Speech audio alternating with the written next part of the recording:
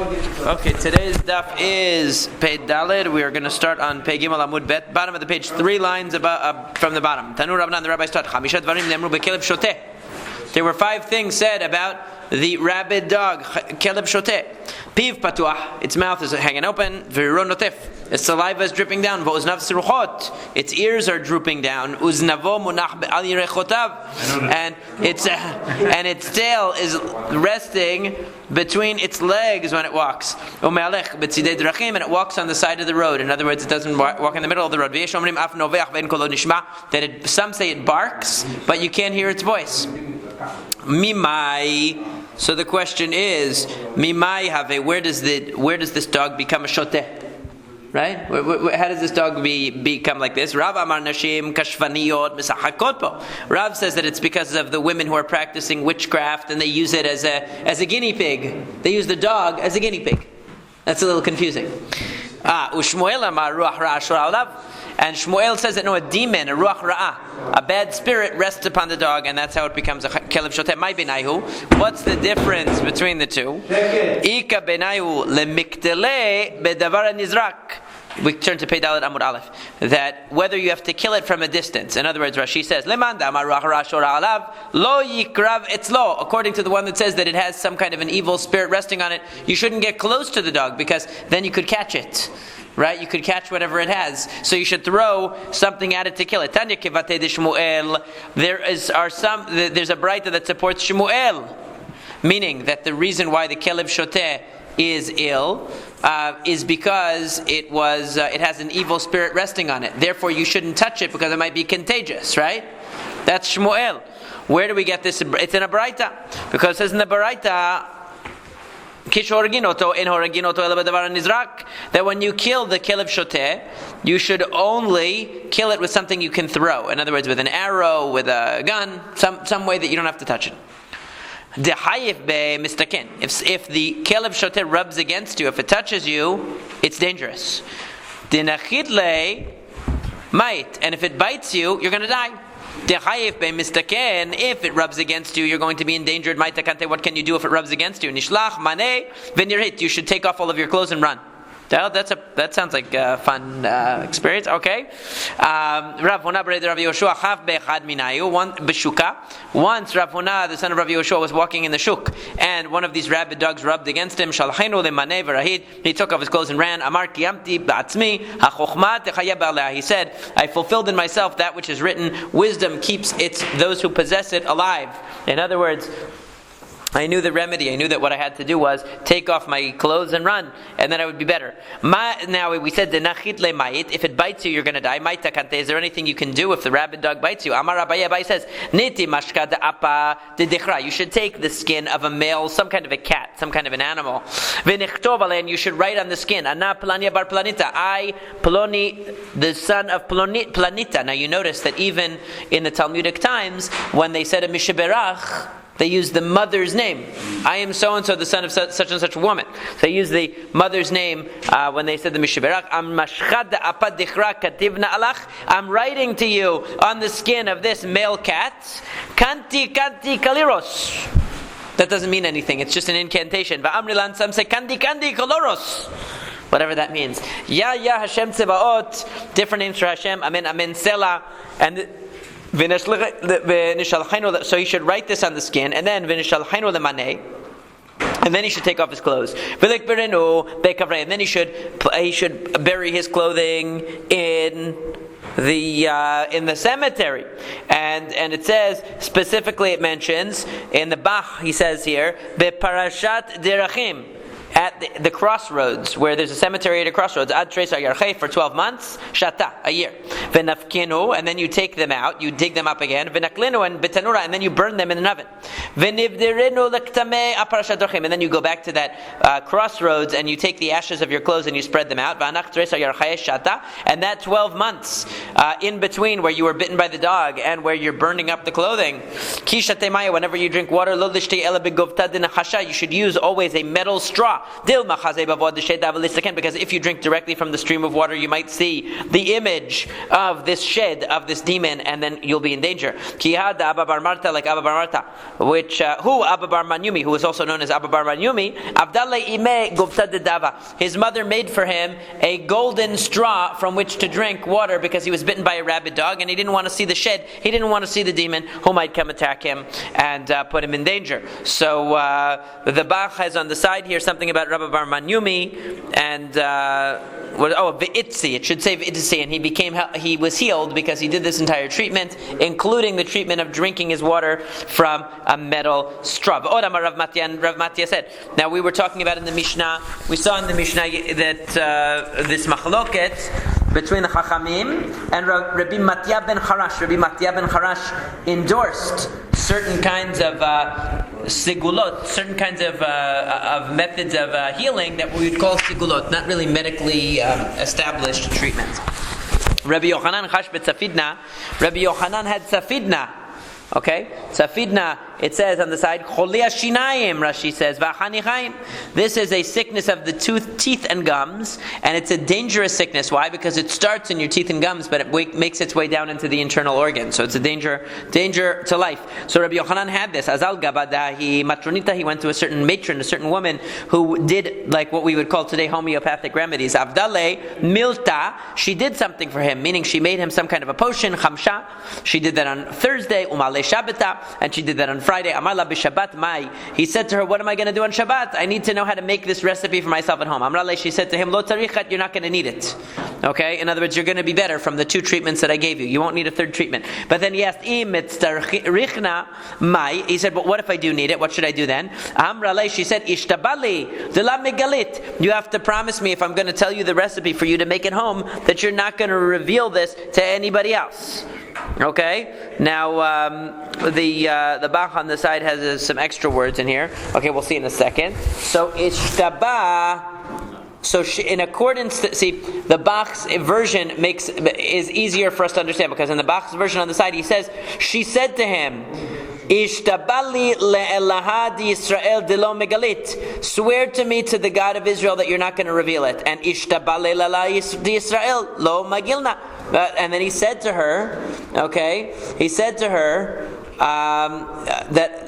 Ishtabali le'elahad Yisrael lo maglina. I'm not going to reveal it, I promise. Okay? But what does that mean? So the implication here is, in other words, he swore that he wasn't going to reveal it, but the language of the Shivu'ah, the language of the promise was, Le'lah Yisrael, I swear to the God of Israel, I won't reveal it. So it depends where you put the comma, right? I swear to the God of Israel, comma, I won't reveal it. Or, I swear to the God of Israel, I won't reveal it. Okay? Which one? So then what happened? Rabbi Yochanan went and he publicly taught everybody the remedy. He taught everybody the recipe of this woman. So what happens? Didn't he swear to God? How can he do it? He said, Israel. Lo maglina, hala amo Yisrael maglina. But he meant, I won't reveal it to God, but I'll reveal it to the Jewish people. I said I won't reveal it to the God of Israel, but I'll reveal it to the people of Israel. That's so the Gemara says, what about the desecration of God's name? He told her from the beginning, all I'm promising is that I won't tell the God of Israel. She doesn't know that the God of Israel already knows. He told her, I'm not going to tell the God of Israel. She said, okay, as long as you're not going to tell your God, I'll be okay. Then he goes out and tells everybody. Hagaot HaBach is the textual corrections of the Bach. Was an Achron, he lived in the 17th century. And Rabbi Yoel Sirkis, he's one of the great Achronim. He lived in the 17th century, and he corrects the text a lot of times. Now, what's interesting here is that is that the Yerushalmi brings a follow-up to the story that this woman killed herself because, her parnasa was ruined. And another version of the story says, no, she became a Jew because she saw that Rabbi Yochanan, instead of trying to sell the remedy, gave it to his people and said, wow, what a good Jew, how nice that is. He didn't try to make money from it, but he helped people and saw that as a positive thing. In any case, in the Yerushalmi, there's a further step in the story. My Abdaleh, what was it that she made for him? Amar Rav Acha bar Ravami said, Meseor, yeast water, meaning water that yeast was soaked in, shemen zayit, olive oil, umelach, and salt. Rav Yemar had a different recipe, Seor gufei. It wasn't the water that yeast had soaked in, but the yeast itself. Shemen zayit, that's olive oil, and melach, and again salt. Okay, so they're arguing about exactly what this potion was that was used. Now, actually, seor is not really yeast, but it's sourdough. But that doesn't matter. Rav Ashi Amar Mishchad de Gadfa de Abza. Rav Ashi said that the special potion that cures this mouth disease is the fat of the wing of a goose. Amar Abaye says,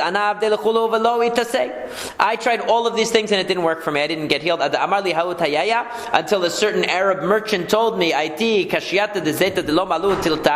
he told me, take the pits of olives that are only a third grown, meaning take olives that are only a third grown, they're not fully grown, take the pits and burn them up, and that's what and then if you eat on a new shovel, okay, on a new shovel, and then va'adbik bekache darei. So, and then put them on your gums and teeth. So what he told them to do is take olive pits from unripe olives that are only a third ripened, burn them on a new shovel, and then put them on your mouth. Put them inside in your gums, and that's going to cure the gum disease. And he said, and that's what I did. Avdi achi v'tasai. And as a result of that, v'tasai, I was able to get better. And mimai hava, what does a person get this gum disease from? From bread, wheat bread that's too hot. Eating wheat bread that is too hot. And from eating leftover fish. They used to cook the fish with flour and its own oil and flour, and they left it overnight. If you ate the fish that was left overnight, you would get this gum disease. And what's the sign that you have this disease? When you put something in your teeth, then your gums bleed. So the gums bleeding is a sign that you have this disease. Rabbi Yochanan, when Rabbi Yochanan had safidna, avarachi b'shabbata v'tasei. Rabbi Yochanan on Shabbat did this remedy, and he was saved. And what does it say? Rashi says that he prepared the remedy, even though it involved chilul Shabbat. Even though it involved some desecration of Shabbat to prepare the remedy, he did so on Shabbat. How could he do that? Rav Nachman bar Yitzchak, Shani Safidna. Rabbi Nachman bar Yitzchak said, Safidna, this gum disease is very bad because it doesn't stop in the gums; it goes all the way down into the inner organs, and we don't want that to happen. Amar le Rav Chia bar Abba, Rabbi Yochanan, Rav Chia bar Abba said to Rabbi Yochanan, Keman, who is the one who says that you can do such a remedy on Shabbat? That's Rav Matya ben Charash. Amar Choshesh b'fiv matilin lo sam b'Shabbat, because it said in our Mishnah that Matya ben Charash, Rabbi Matya ben Charash said that you could put medicines in your mouth on Shabbat. I disagree with that. With what? When he said eat leftover fish, give it no disease. No, you don't think so? Well, if you didn't have refrigeration, that could happen. I'm definitely having fish tomorrow, so I want to see who's going to... Yeah. Well, they didn't have refrigerators. If you left it out on the table for a day, it might be different. Yeah, they didn't have a refrigerator. So you're talking about room temperature? Yeah, that's not. Yeah, I'm not so sure. Anyway, so matilin lo sam. And it's true that gum disease. They say gum disease is very bad for you. If you get gum disease, you get all kinds of other disease from that. The mouth, that is true. That's definitely true. So anyway, in the Mishnah, Rabbi Matya ben Charash said that you could put medicine in your mouth on Shabbat, and we understood that to mean that you could prepare this medicine on Shabbat, and he's following Rabbi Matya ben Charash. Amar le. So that implies that Rabbi Yochanan is following the principle of Rabbi Matya ben Charash. Amar le shani omer bazo velo b'acheret. He said, because I say the Chachamim agree to Rabbi Matya ben Harash about the mouth disease, that you're allowed to make this medicine for mouth disease. He only disagreed with them about the dog, that if you're bit by a dog, Rabbi Matya ben Harash said you could take the piece of the liver from inside the dog and you could eat it and that would make you better, and the Chachamim said no, that's not going to work. But the mouth disease, they agreed with that. Rabbi, do they mother medicine and they take from the snake? Yeah. And they put the antidote. No, it's true, yeah. They could take all kinds of things from these animals. Lema misayele. Here's a support, perhaps, for Rabbi Yochanan. Rabbi Yochanan is claiming that Rav Matya ben Harash and the Chachamim only disagreed about what? About the dog remedy. But about the mouth remedy, they agreed.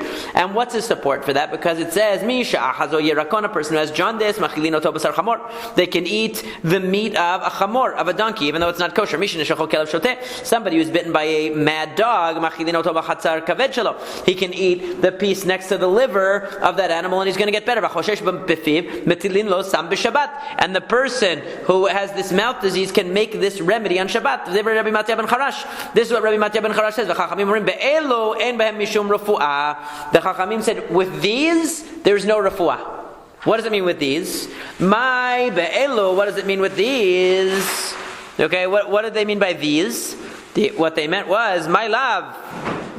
Didn't they mean lema'ute sam? Didn't they mean the two of the three things that you said are not really a real remedy? Which two? The dog and the chamor, right? The dog and the donkey. But the thing about the mouth disease, even we agree that's good.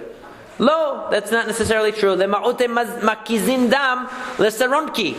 What they disagree, the case where they agreed with Rav Matya ben Harash was not any of these cases. They don't even agree with the mouth disease case. They only agree in the case where you bloodlet for saronki. Saronki is some kind of a disease that they thought that bloodletting was supposed to help. Okay, and hachinami mistabra, and that makes sense that was where the Chachamim agreed. The time as we learned in the Braita, Shilosha Dvarim Amar Rabbi Yishmael ben Rabbi Yossi Sheshama Mishum Rabbi Matya ben Harash, because Rabbi Yishmael ben Rabbi Yossi reported three things that he heard from Rabbi Matya ben Harash. Makizin dam l'saronki. One of them is that we bloodlet for saronki b'Shabbat. In other words, even if you have to do the bloodletting on Shabbat, it's okay. And that if somebody is bitten by a mad dog, we feed him a piece of the liver of the dog, and that will make him better. And that a person who has the mouth disease, the gum disease, that they give him, they can make him this remedy on Shabbat. The Chachamim omrim, be'elo en behen mishum refuah. The Chachamim said, with these, there's no refuah. Meaning, these remedies that you're telling us to violate Shabbat in order to do are not worth it. They're not really remedies. They're not going to help, and therefore you can't violate Shabbat to do that. Okay, be'elu lema'ute mayim. So what does be'elu come to exclude? What are the Chachamim disagreeing with? My love, atarte batraita v'lamute deresha. Now, the most logical is that the Chachamim are talking about the last two. In other words, Rabbi Matya ben Harash gave three: the bloodletting as a cure for a disease. Then he gave the eating of the liver of the dog, and then he gave the remedy for the mouth disease. These are the three things that he mentions. Okay? Did you find it? Yeah. Okay. So these are the three remedies that he mentions. So these three remedies, which ones did the Chachamim disagree with?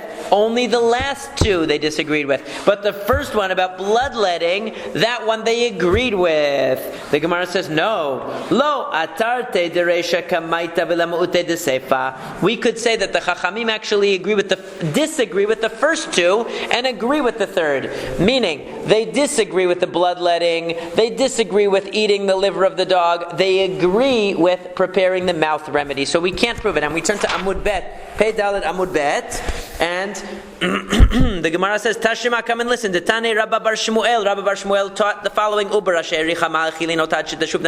if a pregnant woman smells food, we can feed her until she stops getting up, until she calms down. And somebody who's bitten by a mad dog, we give him a piece next to the liver of the dog. And somebody who has a mouth disease, we feed him, we make for him this special potion on Shabbat. This is what Rabbi Elazar Rabbi Shimon said, Shamar Mishum Rabbi Matya ben Harash, which he learned from Rabbi Matya ben Harash. However, the Chachamim omrim bazo v'lo b'acheret. The Chachamim said with this, but not with the other thing. Okay. Bazo v'lo ba'acheret. With this and not with the other thing. What does it mean with this and not with the other thing? Bazo ahaya. Which one did the Chachamim agree with? Ilema ubra. If the Chachamim couldn't be talking about the pregnant woman because pshita ubra miika lemanda amar dilo. There's nobody who holds that the pregnant woman can't be fed on Yom Kippur if she smells something that makes her start to go into labor. Ela lavasam. Rather, what the Chachamim said when they said bazo v'lo ba'acheret is we agree that you can make the mouth potion on Shabbat because it does in fact work and it's a situation of life and death. Shema mina. We learn from this that in fact that the Chachamim agree that you can make the mouth potion on Shabbat.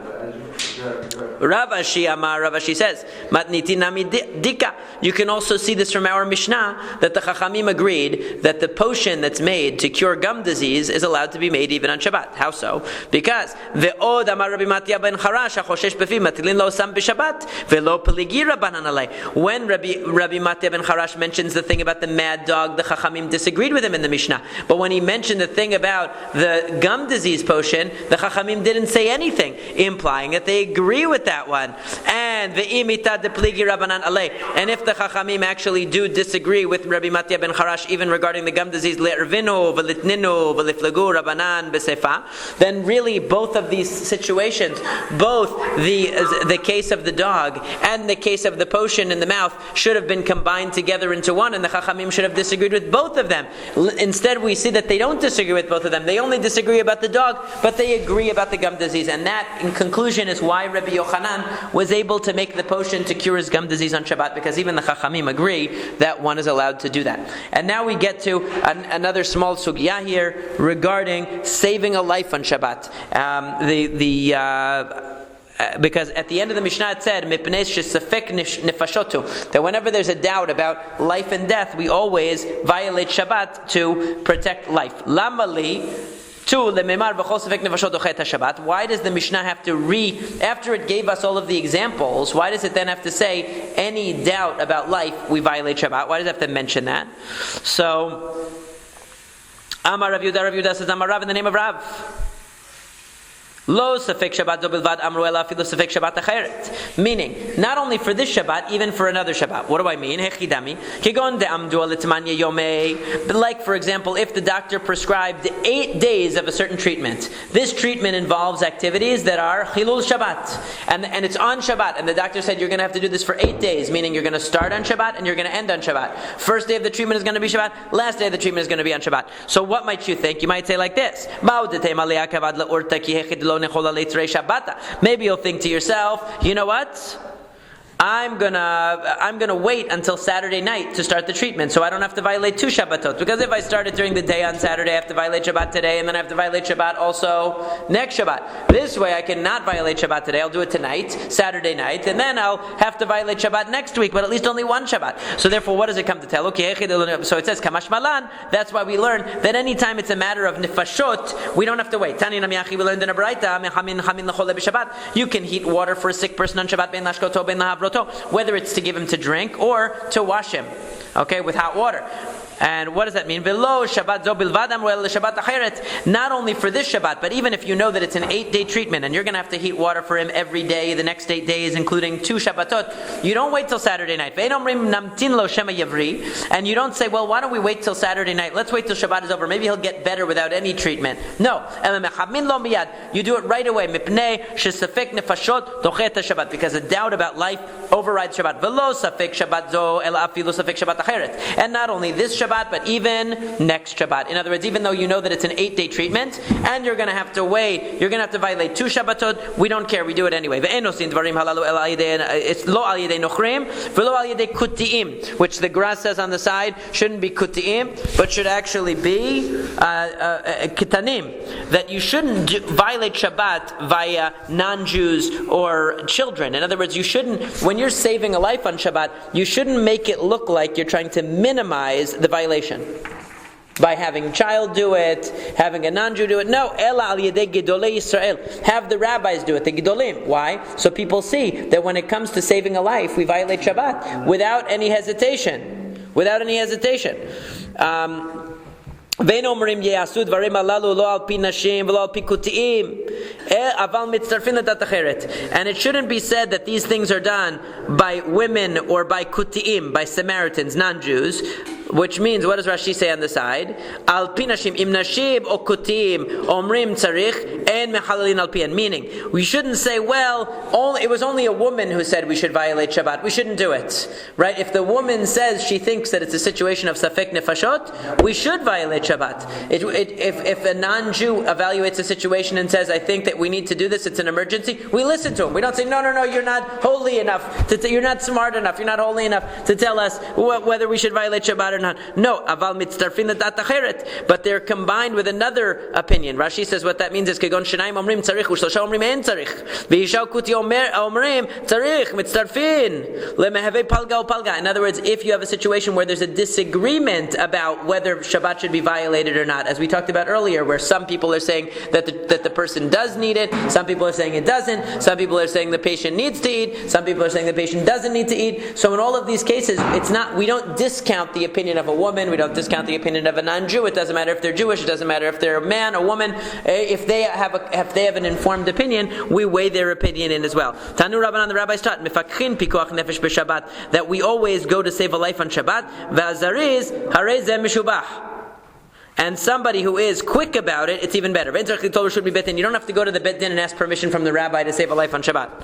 Ha ketzad, what's the situation? You see a child fell into the yam, fell into the water. What do you do? Porez mitzuda u'maleo.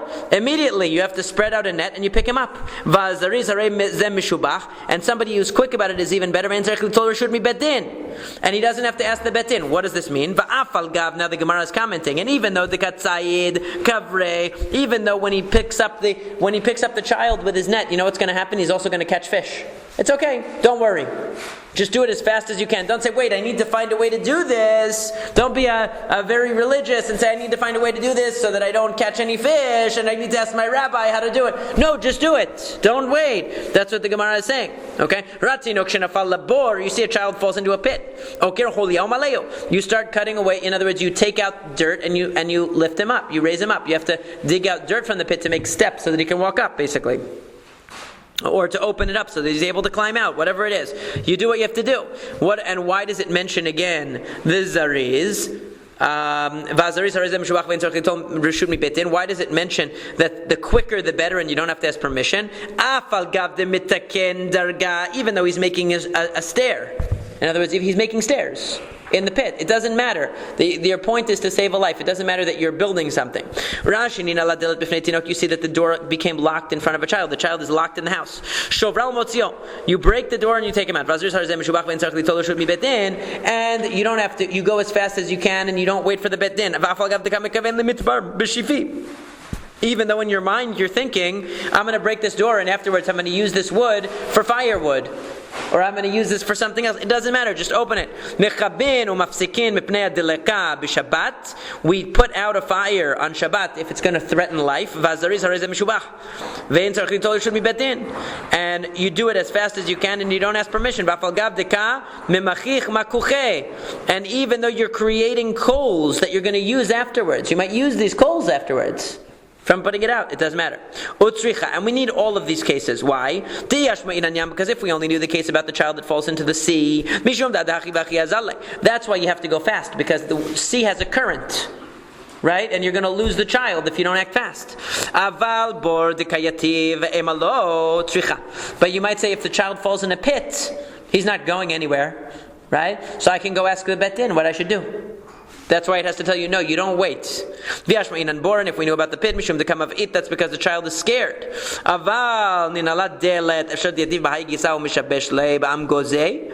But if the child is in the house, he's locked in the house, and you need to break down the door, you might say to yourself, I can stand on the other side of the door and talk to the child, play with nuts, it says. You can play with the toys from the other side of the door. You can calm the child, he'll be okay. No, you still break down the door. It doesn't matter, okay? And that's why it says tzricha. That's why you need all of these cases. Mechabin mafsikin. It said that we can put out the fire and block a fire on Shabbat if it's threatening life. Lamali dafil chatzer acheret. The reason why we have that case is even if the fire is not threatening the people in that chatzer. In other words, you are in your courtyard and there's a fire. It's threatening the people in the other courtyard. So you say, I'm a very religious guy. I'm not putting out that fire. It's not threatening me. I'll let those people put it out. It's threatening them. The people in the next chatzir. No, you put it out because it's threatening life. It doesn't matter if it's threatening your life or not. Rav Yosef. Rav Yosef said that Rav Yehuda said, when it comes to saving a life, we don't go after the majority. What does that mean? If you're telling me that it means that if there are 9 Jews and 1 non-Jew, Rubad Yisrael Nino, that means that there is a majority of Jews. So if even one of those people is in danger and we don't know if he's a Jew or non-Jew, we assume he is a Jew because of the 9 out of 10. And if it's 5 and 5, and one of the people, let's say, falls into the river or a building falls on him, we assume again that it might be the Jew because it's 5 against 5. Okay, it's even. But even if there are 9 kutim and 1 Jew, hanami. So again, you still and one of the people is in danger. We assume it's the Jew. Hanami pshita. And this also we don't need to be told. Why not? Because whenever you have kavua, whenever you have established that there is a Jew present, then even if the majority are non-Jews, if one person is separated from the group, we assume he might be the Jew. Because it was kavua, because there was definitely a Jew there. Okay, we learned about kavua earlier in Daf Yomi cycle. So the Gemara answers, Lo, tzricha de parush lachatzer acheret. Ma'u de tema, kol de parish meruba parish kamashmalan, de lo halchu b'pikuach nefesh achar harov. What's the principle? That this one person from this group of 10 went into another courtyard. And since he went into another courtyard, it was no longer established in the second courtyard that there was a Jew. Maybe there was never a Jew in the second courtyard. So therefore, since there wasn't a Jew, maybe Chilul Shabbat to save him is not warranted. Right? Because we don't know that it was a Jew. We can't be sure. So that's why it has to tell you, no, we don't go after the rov. Lo halchu b'pikuach nefesh achar harov. We don't follow the majority when it comes to that. And we say it could be the Jew, so we have to go save him. Any is that true? Amar Rabbi Yasir, Amar Rabbi Yochanan. But Rabbi Yochanan said, Tisha kutim v'Yisrael achad be'ota chatzer mefakchin. Chatzer acheret en mefakchin. They said that if there are 9 non-Jews and 1 Jew in that chatzer, in that courtyard, then we go after to save him. But if it was in another courtyard, we don't go after. In other words, if somebody separated from the group out of the 10 and went into the other courtyard, and then something happened in the other courtyard, and we don't know if the person who was hurt was the Jew or not, we say, well, since he separated from the majority, he was probably one of the majority. He probably wasn't a Jew. Not that we don't assume that he was a Jew. Rabbi Yochanan is saying, Lo kashya, ha de parush kulu, ha de parush mikatzatayu. It depends. If the entire group moved from one place to another, in other words, the entire group, Rashi says, Hu ovid chazak Yisrael b'hay chatzer shenafla bo mapolet mefakhin, va'afal gav denaidi lo azinam bataruba. Even though the group is moving around, the entire group moved from courtyard A to courtyard B. So you might say, well, once they moved from A to B, we just look at it, we base our decisions on the majority. Yes, we know that there was a Jew in that group, but it moves around, so maybe the Jew is not the one. Since it's a moving thing, maybe we don't rely on that. So that's why he's saying, no. Since the whole group is moving, anytime anybody in that group is endangered, we assume it was the Jew, even though he's only 1 out of 10. However, b'miktzatayu, if only a few of them moved to the other courtyard, and we don't know that the Jew is one of those few, so we never knew that the Jew was in the other courtyard, so therefore we go by the majority, and we say it probably wasn't the Jew in that case. Umi Amar Shmuel Hachi, did Shmuel really say this? But we learned in the Mishnah, if we find a child that's abandoned, this is a very interesting halacha. Imrov kuti im kuti. If the majority of the people in that area are non-Jews, we assume the child is not Jewish. V'imrov Yisrael Yisrael. And if the majority are Jewish, then we assume he is Jewish. And if it's half and half, we also assume he's Jewish. And Rav said that this only means to save the child. But we can't establish definitively that he is a Jew. In other words, for yichus, when it comes to establishing his Jewish identity, for marrying, for example, a Kohen, if it's a woman, if it's a girl, to marry a Kohen, we can't say for sure that he was a Jew if he was separated. So if this child is found from the majority who were Jewish, and we say, okay, we're going to assume he was Jewish, this child, or if the girl was found and we assume she's Jewish, it's only an assumption. So when she wants to marry a Kohen, we can't assume that she can marry a Kohen. We cannot. We come to Pei Amud Aleph. Shmuel said that this is in order to determine whether if stones fall on him. In other words, if a building collapses, do we save him on Shabbat? If it's half and half, or if it is Rov Yisrael, then we assume that child's a Yisrael and we save him. But what does that imply? That implies that what? Shmuel is following the majority. Even when it comes to saving a life, he's saying we go by the majority to determine if the person's a Jew. So, ki et mar de Shmuel areshayit marim rov kutiim kuti amar Shmuel u'inyan pikoch nehayfesh en okenim rov kutiim. So in other words, Shmuel said the opposite. In other words, in the case where the majority is a Jew, of course. In the case where it's 50-50, of course we have to save the child. But even when the majority is kutim, and only there's a minority of Jews, if one person separates from that group and a building falls on them, we have to assume it was a Jew. Because it's pikuach nefesh. Now, the Gemara ends here with the clarifying this braita. Im rov kutim kuti lemay hilcheta. What's the relevance of saying if this child who was abandoned came from a place that was majority non-Jewish, we treat him as a non-Jew? What's the implication? Amar papa lachilo nevelot. It means we don't have to feed him kosher food. We can give him any food. Im rov Yisrael. If the majority were Jewish, what is the halachic implication of that? That we treat him as a Jew? If he loses an object, we have to return it to him because we assume he's a Jew. When we say that if it's 50-50, that we assume he's a Jew, what's the halachic implication of that? With regard to damages. What does that mean? Hey chidami, what do you mean? If you're going to tell me that my ox gored his ox, okay? So according to the Dinei Yisrael, okay, I don't have to pay.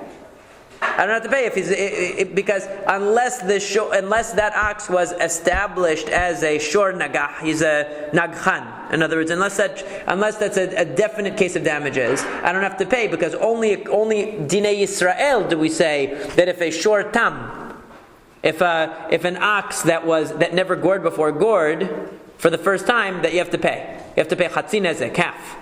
Okay, half the damage. That's only between Jew and Jew. But if my ox gored the non-Jew's ox, I don't have to pay. Right, ben nizakim. So what does it mean? So it means we say to this child who is the abandoned child, now he's an adult. We're treating him as a Jew. For what? So it says, nizakim. What do you mean for nizakim? I don't want to pay him the money. Let him prove that he deserves the money, that he's a Jew. He can't prove it, then I don't want to pay you. Then on the other hand, dinachrei Torah didei leTorah didan, palga yahivle. So, lo tzricha dinachrei Torah didei leTorah didan, palga yahivle. So, idach palga nemale aiti raya de lav Yisrael ana ushkol. That if his ox gores our ox, okay? So if we treated him as a non-Jew, we would expect full payment from him. Okay, full payment. If he's a Jew, he only has to pay half payment. So he can claim in court, listen, I'm only paying half. Prove that I'm not a Jew and I'll pay you the other half. Since he's in a safek. So in other words, we treat him still as a doubt. But l'chumrah, we treat him stringently as a doubt. So when it comes to dinei mamonot, when it comes to monetary matters, the burden of proof is always on the person who's taking money. Okay? So we say, hamotzi mehavero alav haraya. Whoever is taking away has to prove. So if I'm going to this guy and saying, you're a Jew, or if I go to the guy and say, okay, your ox gored my ox, I want the full money. Right? He'll say, I'm a Jew, I only have to pay half. Right? If it happens that my ox gores his ox, I could say, you might not be a Jew, so I don't have to pay you. Right? It's prove that you're a Jew and I'll pay you. But when his ox gores mine, I'll say, prove that I'm a non-Jew and I'll pay you full. So since in either way we can use it as leverage in the court case, and that's what it means l'nizakin. So in the end, it remains when it's mechatza. What it means is half and half means we still treat it as a safek.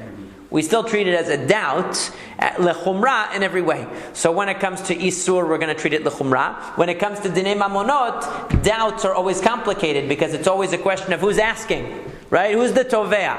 Who wants money?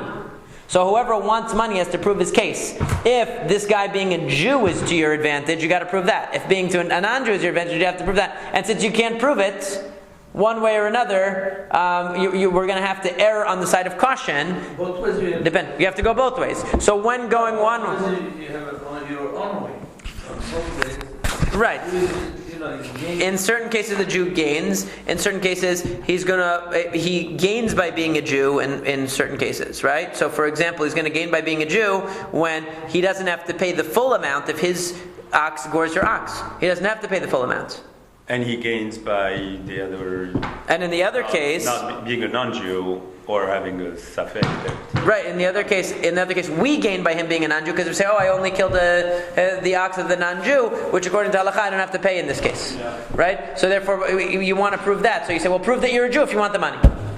Right? So.